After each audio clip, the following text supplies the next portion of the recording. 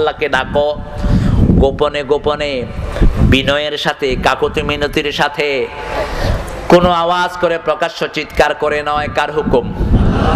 এখন জিকির করতে করতে একজনের গায়ে পড়ে, আছে না নাই? আছে। লাভ দেয়। আমার চাচা ছিলেন একজন খুব চালাক, উনি বলতেন যে আচ্ছা তোমরা লাভ দাও কেন? কয় আমরা যখন জিকির করতে করতে দুনিয়ার কোনো খবর থাকে না তখন শুধু লাভ দিই। আছে।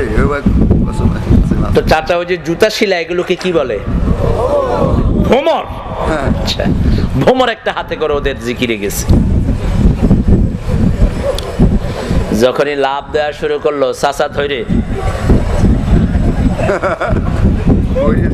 চাচা টেস্ট করতে গেছেন। এখন কিসের আর জিকির সব কয় গুতা দিছত কেন?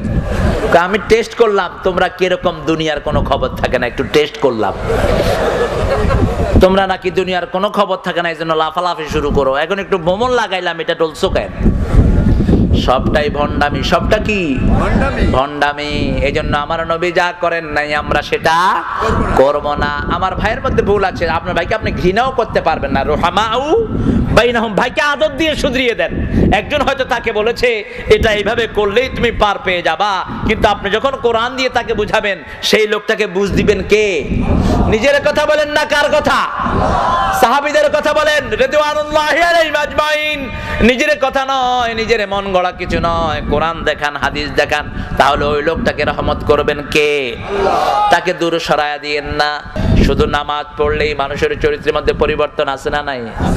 5 ওয়াক্ত নামাজেই মানুষের অনেক পরিবর্তন করে দেয়। আবার নামাজ যারা বুঝে না কিয়ামত পর্যন্ত তাদের পরিবর্তন হওয়ার কোনো চান্স। নামাজ আপনাকে বুঝতে হবে কি পড়ছেন আপনি নামাজের ভিতরে, নামাজের ভিতরে কি পড়ছেন সব আপনার জানতে হবে। বিশেষ করে রুকুতে আমরা দোয়া করি, সেজদায় দোয়া করি, আবার ভিতরের নামাজে একটা লম্বা দোয়া পড়ি, ওটা হলো শপথনামা। ওটা কি? আল্লাহুম্মা ইন্না নাস্তাঈনুকা ওয়া নাস্তাগফিরুকা ওয়া নু'মিনু বিকা ওয়া নাতাওয়াক্কালু আলাইকা ওয়া নুসনি আলাইকাল খায়র ওয়া নাশকুরুকা ওয়া লা নাকফুরুকা ওয়া নাখলাউ ওয়া নাতরুকু মান ইয়াফজুরুকা। আপনি যে আল্লাহর যে আইন মানলেন না সেটাই তো আপনি কুফরি করলেন, ঠিক কি না? আপনি নামাজ পড়লেন কিন্তু কোনো মানুষকে দান করলেন না, এরকম লোক আছে না নাই? নামাজ পড়ে কপালে দাগ ফালায়, বন্যায় মানুষ ডুবে যায়, একটা পয়সাও তাদেরকে দেয় না। বিভিন্ন তুফানে মানুষের ঘরবাড়ি লন্ডভন্ড হয়ে যায়, দেখার একটু প্রয়োজন অনুভব করে না, আছে না নাই? অথচ আল্লাহ বলেছেন আল্লাযীনা ইউমিনুনা বিল গায়বি ওয়া ইউকিমুনাস সালাতা মিম্মা রাযাকনাহুম ইউনফিকুন। যেই রিজিক আমি দিয়েছি সেই রিজিক আমার গোলামদের জন্য খরচ করো। বেলালের মতো গরীব মানুষকে বিশ্বনবী ডেকে ডেকে বলতেন আনফিক ইয়া বেলাল লা তাখশা মানজিলা আরশে কালালা। ও বেলাল বেশি করে আল্লাহর রাস্তায় খরচ করো। অথচ আমাদের এখানে আমরা যারা আছি, আমাদের এখানে বেলালের মতো গরীব কি একজনও আছেন? একটু হাত তুলুন তো দেখি, বেলালের মতো গরীব কি আছেন? নাই। নিজের কাপড়টা ছিল মাইয়ার, নিজের জীবন শুরু হয়েছে গোলাম হিসাবে। সেই বেলালকে বিশ্বনবী বলছেন বেলাল তুমি দান করো, আরশের মালিক গরীব না, তুমি যত দিবা তত আল্লাহ তোমারে বাড়ায়া দিবেন। সেজন্য আমার নবী যে সুন্নত গুলো কায়েম করেছেন সেই সুন্নত গুলোতে যদি বাংলাদেশের লোকেরা চলে আসতো, আপনারা যদি চলে আসেন, আমার এই এলাকাতে কোনো গরিব থাকতে পারবে না। আপনার ঘরের ভিতরে 1000 কোটি টাকার সম্পদ, আপনার পাশের লোকটার থাকার ঘরই নাই। এটা কি নবীর সুন্নতের মধ্যে আছে? বরং নবীর ঘরটা ছিল বেড়ার ভাঙা ঘর, আর পাশের সবগুলো ছিল ভালো ঘর।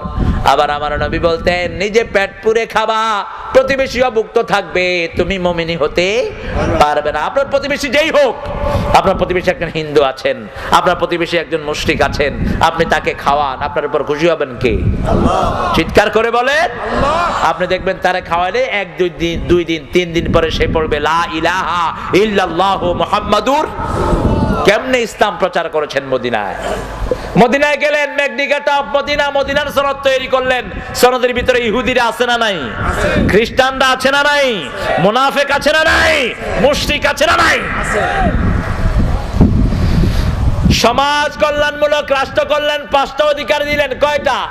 আল্লাহর হাবিব বলেন আমার এই ছোট্ট রাষ্ট্রের ভিতরে যারা ঢুকবে তাদের অন্ন, বস্ত্র, শিক্ষা, চিকিৎসা, বাসস্থান সব আমি ফ্রি করে দেব। আর বললেন যারা আমার রাষ্ট্রের নাগরিক হবে তাদের ঘরে খাবার না থাকলে আমি খাওয়ার দায়িত্ব নেব, তাদের যদি ঋণ থাকে সেই ঋণ শোধ করার দায়িত্ব আমি নবী নিলাম। আল্লাহু আকবার। তাদের যদি বাসস্থান না থাকে বাসস্থান দেওয়ার দায়িত্ব আমি নবী গ্রহণ করলাম। এই ঘোষণা দেওয়ার পরে হু হু করে লোক ইসলামের দিকে আসতে লাগলো। মাত্র 10 বছর মায়ের খাইছেন, ঠিক কিনা? 13 বছর খাইলেন, আর 10 বছর কি করলেন? খাইছেন, দিছেন। আপনারা খাইতে তৈরি আছেন না নাই? দিতে তৈরি আছেন না নাই? দেয়া ছাড়া কিন্তু ইসলাম কায়েম হবে না। 13 বছরের লোক পাইলেন 500, আর 10 বছরের লোক পাইলেন 3 লাখ। আরো আসতে কর না সুবহানাল্লাহ। বদরের ময়দানে 313 জন যুদ্ধ করলেন, ওহুদে গিয়ে 3 গুণ বাড়লো। ওহুদে হয়ে গেল কত? 1000, কয় 3 লাখ। ফজল কি মসজিদের ভিতরে থাকে না বাহিরে থাকে বলেন তো?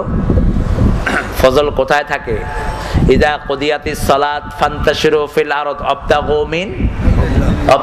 মিন কথা কয় না কেন? যখন নামাজ শেষ হলো মসজিদ থেকে বেরিয়ে যাও, কে বলছেন? জোরে বলেন, কে বলছেন? আবতাগু মিন ফাদলিল্লাহ, আল্লাহর ফজল তালাশ করো। এজন্য মসজিদ থেকে বের হওয়ার সময় আমরা বলি আল্লাহুম্মা ইন্নী আসআলুকা মিন ফাদলিক, কারণ ফজল হলো বাহিরে। আর যখন বাহিরে যাবা আযকুরুল্লাহ কাসীরা, বেশি বেশি আল্লাহর জিকির করো, কারণ মসজিদের ভিতরে সবাই তো আল্লাহকে ভালোবাসে। বেশি জিকিরের মসজিদে কোনো দরকার? মসজিদের পরিবেশটাই জিকিরের পরিবেশ, ঠিক কি না? যে জিকির জানে না সেও ঠোঁট লাড়ে, সেও কি লাড়ে?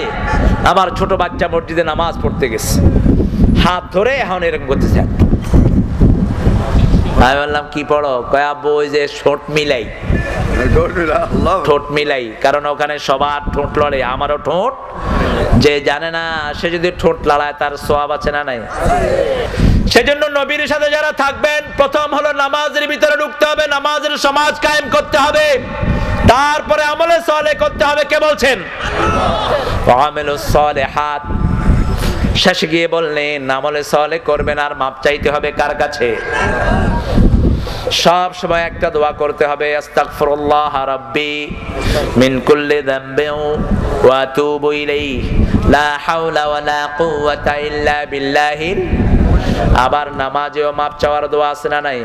পড়েন আল্লাহুম্মা আল্লাহুম্মা ইগফিরলি যামবি কুল্লাহ দাক্কাহু জাল্লাহু সিররাহু আলানিয়াতাহু আউওয়ালাহু ওয়া আখিরাহু। এই দোয়াটা কোথায় করতেন বলেন তো? বিশ্বনবী এই দোয়াটা সেজদায় করতেন। কোথায় করতেন? সেজদায় করতেন। হে আল্লাহ আমার সব গুনাহ মাফ করে দেন, সূক্ষ্ম গুনাহ, বড় গুনাহ, শুরুর গুনাহ, শেষের গুনাহ, প্রকাশ্য গুনাহ, গোপন গুনাহ মাফ করে দেওয়ার মালিক কে?